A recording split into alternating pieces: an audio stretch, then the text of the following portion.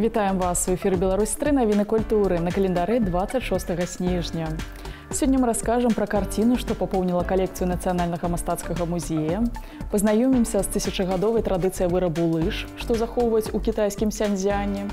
Агучым вартыя да прагляду праекты тэлеканала Беларусь-3 і пагаворым з лаўрэатам сёлетняй нацыянальнай літаратурнай прэміі Юліяй Алейчанка.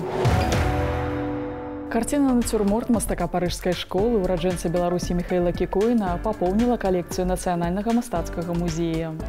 Работа, напісаная алеем памерам 44 на 55 сантыметраў, была знойдзена ў карціннай галерэі ў ЗША ў рамках работы па вяртанні культурных каштоўнасцяў, якія знаходзяцца за мяжой і выкуплены пры фінансавай падтрымцы ганаровага консульства Беларусі ў Швейцарыі Андрэя Нажэскіна.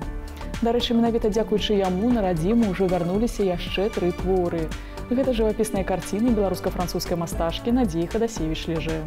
Пра цікавыя культурныя мерапрыемствы, якія гэтымі днямі ладзяцца ў беларускай сталіцы, даведаемся ад нашых карэспандэнтаў. Паказаць цішыню на фота выклік для мастака. Але Святлана Жыбуртовіч складанасцяў не баіцца. Назва эксперыментальнай выставы ў галерэі «Арт-Маржэ» «Пункт згоды» выбрана не выпадкова. Аўтар заклікае гледачоў адмовіцца ад усякіх канфрантацый і паглядзець вакол, услухацца ў цішыню. На фотаздымках і ў тэкстах 3 асноўныя тэмы – паветра, вада і зямля. Гарманічна ўзаемадзейнічаюць з 4-й – пустой прасторой. Это очень важная мысль – это оставить свое «я» и раствориться в том, что есть все мы, как одно целое. Потому что если рассмотреть слово «одиночество», на английском языке это звучит «alone», «один», как все, «all is one». У адзіноце няма нічога страшнага, наадварот, пакінуўшы сваё «я», ты атрымаеш увесь свет, упэўненыя арганізатары выставы. Аўтар дае прыклад, таксама адмаўляецца ад свайго «я». Слоган выставы «Фотаздымкі пустэчы, зробленыя нікім». Святлана Жыбуртовіч таксама псеўданім. Аўтар пажадала застацца інкогніта і на сустрэчу з журналістамі не выйшла. Затое сама выстава пастаянна змяняецца і дапаўняецца. Частка фатаграфій і тэкстаў прыбіраецца, на іх месца прыходзяць новыя. Будут на фотографиях дальше происходить некоторые изменения, писаться тексты новые и совершенно новые послания приходить в экспозиции для посетителей. Как ветер приносит какие-то новые веяния и настроения. Далейшы лёс пункту згоды пакуль невядомы нават арганізатарам. Магчыма, праз нейкі час выстава зменіцца непазнавальна. 29 студзеня ў Магілёў са спектаклем «Вяселле» ў стылі рэтра завітаюць артысты сталічнага акадэмічнага музычнага тэатра. Гэта лірычная камедыя, пастаўленая па матывах п'есы Александра Галіна «Рэтра» у літаратурнай рэдакцыі Александра Зотова з музыкай Александра Журбіна. У аснове сюжэту кур'ёзная гісторыя, калі ўсё складваецца не так, як запланавалі. Самотнага пажылога мужчыну маюць намер пазнаёміць з некалькімі жанчынамі, адну з якіх ён павінен выбраць для далейшага сумеснага пражывання. Але яны прыйшлі на сустрэчу адначасова. Убачыць адразу 3 кінанавінкі за адну ноч можна будзе ўжо другі раз на гэты месяц у сталічным кінатэатры «Масква». З 29 на 30 снежня кінаманам прапануюць да прагляду фільмы расійскай вытворчасці «Паліцэйскі з Рублёўкі», «Навагодняе бязмежжа», «Ёлкі апошнія» і «Тры волаты» і «Спадчынніца прэстолу». Першая стужка пра паліцэйскага, які напярэдадні навагодніх святаў разам з аператыўнікамі вырашае абрабаваць банк. Другая карціна распавядае 5 кранальных навагодніх гісторый з удзелам любімых герояў. А трэці – анімацыйны фільм.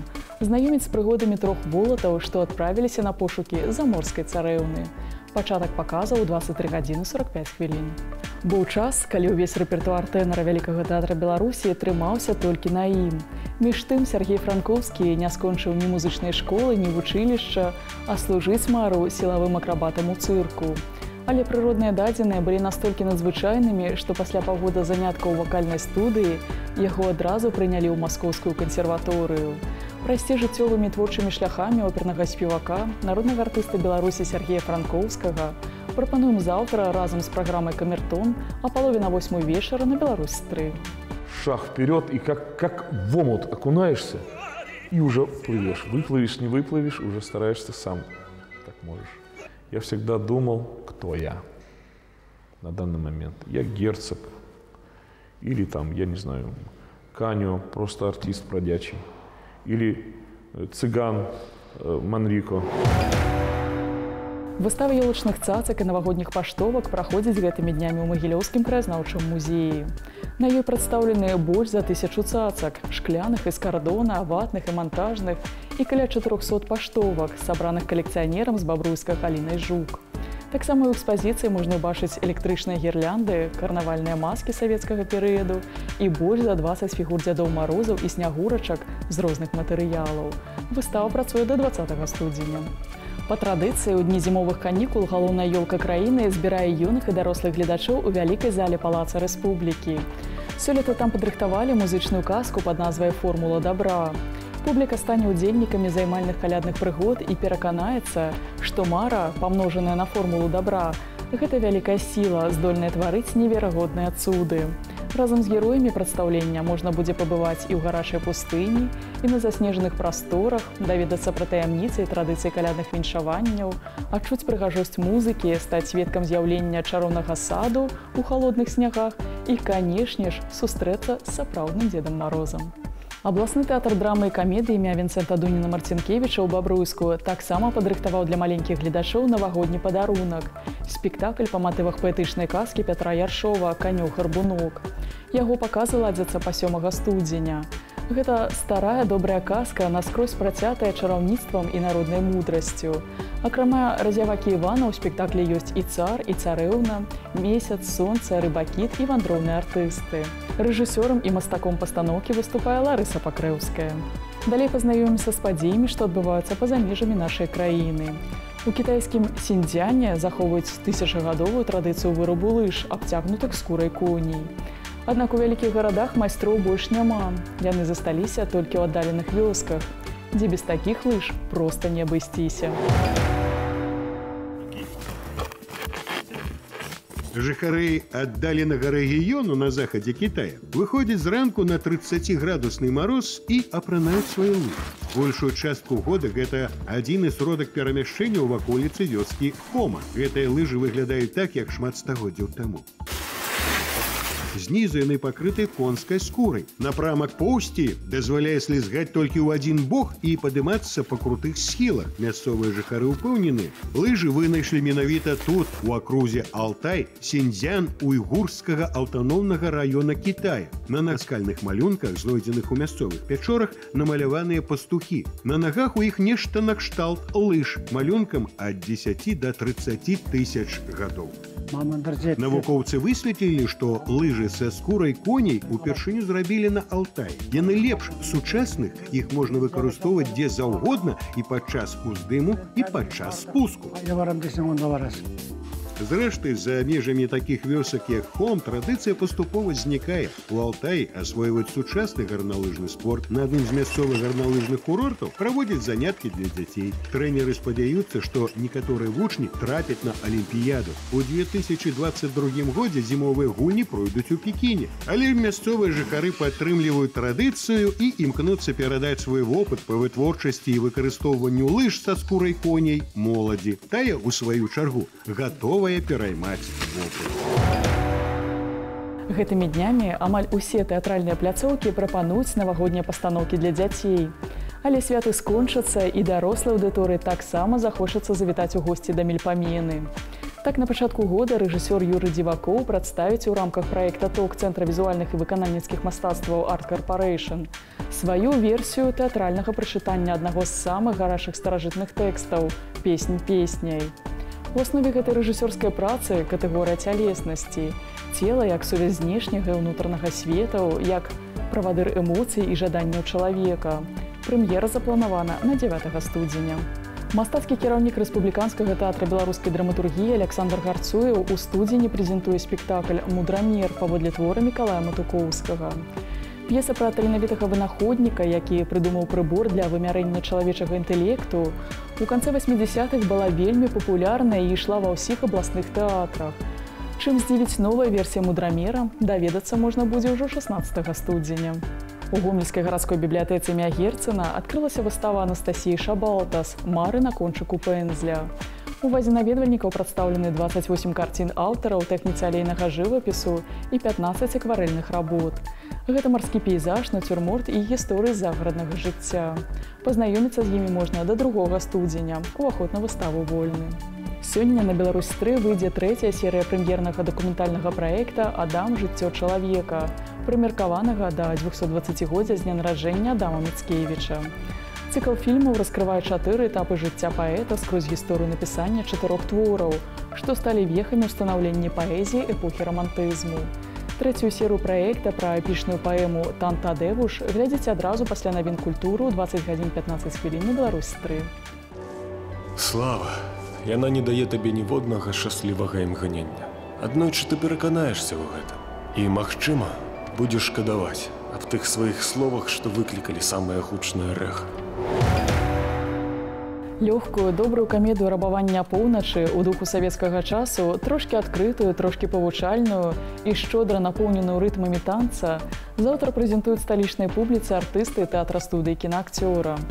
Гісторыю жыцця гандлёвых работнікаў з прыгодамі, любоўнымі гісторыямі і рабаваннем паводле аднайменнай п'есы сербскага драматурга Міраслава Мітравіча увасобіў на беларускай сцэне Аляксандр Кашпіраў. У гомельскім палацы румянцавых і паскевічаў разгарнулася выстава жывапісу Аляксандра Касцючэнкі. Гэта ўсё ўжо было. Мастак малюе прыроду ў сваёй непаўторнай манеры. Ён дадае ў карціны нехарактэрныя адценні, з-за чаго яны набываюць крыху загадкавы і казачны выгляд. Пазнаёміцца з імі можна да 13 студзеня. І яшчэ, адыходзячы год багаты на ганараванне моладзі ў культурнай сферы. Маладая, але ўжо досыць вядомая пісьменніца, паэт і перакладчык Юлія Алейченка сёлета стала лепшай у намінацыі «Дэбют» нацыянальнай літаратурнай прэміі. Пра адметнасці кнігі пераможцы, а таксама над чым аўтар працуе зараз у нашай размове. Юлія, вітаем вас. Добрый дзень. Літаратуразнаўца, паэт, перакладчык. Далёка не пачатковец у літаратуры і раптам нацыянальная літаратурная прэмія ў намінацыі «Дэбют». Што лепшы, дык гэта без сумневаў. Але ж у чым кніга пад чароўным шкельцам дэбютная для вас? Дэбютная, напэўна, яна ў тым, што тут прадстаўлены розныя вектары маёй творчай дзейнасці. Гэта і мая арыгінальная паэзія, і мае пераклады розных народаў свету з розных моваў, тыя, якія я ведаю, руская, украінская, англійская, а таксама мая праца з падрадкоўнікамі. Прынамсі, праца з кітайскімі паэтамі і класічнымі, і сучаснымі, і дзякуючы інстытуту Канфуцыя, які падрыхтаваў нам грунтоўныя падрадкоўнікі, а таксама філалагічны факультэт БДУ, я судакранулася яшчэ і з кітайскай мудрасцю. Ведаеце, у дачыненні да маладых літаратараў мяне найперш цікавіць вось што. А як гэта прыходзіць у літаратуру сёння? Прыйсці ў літаратуру, напэўна, можна толькі з нечым свежым, новым, арыгінальным і тэматычна і вобразна, таму што сапраўды створана ўжо вельмі шмат, і калі класікі ў 20-е гады мінулага стагоддзя прыходзілі, то яшчэ такая была неасвоеная цэліна проста мастацкага слова, а цяпер трэба, канешне, прадэманстраваць вялікі ўзровень, каб стаць у літаратуры кімсьці. А ці быў момант, калі вы ўпэўніліся, што літаратура – гэта лёс? Гэта, напэўна, яшчэ падлеткавы ўзрост, перыяд сталення, калі я друкавалася ў перыядычных выданнях раённых і рэспубліканскіх. А потым ужо, калі надышоў час выбару навучальнай установы, паступлення, то філалагічны факультэт – гэта быў цалкам заканамерны выбар. І так я прыйшла і ў літаратуру, і ў літаратуразнаўства таксама. Я прачытала некалькі вашых расказаў і склалася адчуванне, што яны пра падзеі вашага ўласнага жыцця. Гэткія яны пранікнёныя. А ці патрэбна вам у творчасці абапірацца на рэальныя падзеі ды абставіны, ці больш давяраеце ўласнай фантазіі? Так, безумоўна, гэта ўласны жыццёвы вопыт, гэта вопыт маіх блізкіх людзей, знаёмых, гэтыя факты, якія вось так цікава ўплетаюцца ў канву апавядання. І, канешне, галоўная гераіня Ліза многіх маіх апавяданняў – гэта маё альтэр-эга, гэта тое, што я перажывала асабіста. Вы вядомы таксама і як перакладчык. А ці дае вам пераклад магчымасці рэалізавацца менавіта творча? Безумоўна, таму што літаратурны пераклад, асабліва паэтычны пераклад, гэта і ўласная творчасць. Таму што перакладчык у прозе раб, перакладчык у паэзіі супернік, як казаў Жукоўскі. І гэта сапраўды так. Гэта і ўзбагачэнне ўласнага слоўнікавага склада, гэта і засваенне новай вобразнасці, метафарычнасці, і гэта засваенне культурнага вопыту іншых краін таксама. А каму ўдзячна літаратар Юлія Алейченка за сваё творчае стаўленне? Найперш я ўдзячная майму навуковаму кіраўніку ва універсітэце Вячеславу Петровичу Рагойшу, вядомаму літаратуразнаўцу, які пазнаёміў мяне ўжо прафесійна з асновамі вершавання, які з'яўляецца адным з найбольш аўтарытэтных у Беларусі аўтарам падручнікаў, дапаможнікаў па беларускім вершазнаўстве.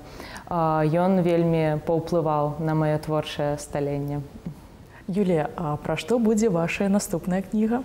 Я думаю, што хутчэй за ўсё яна будзе кнігай прозы.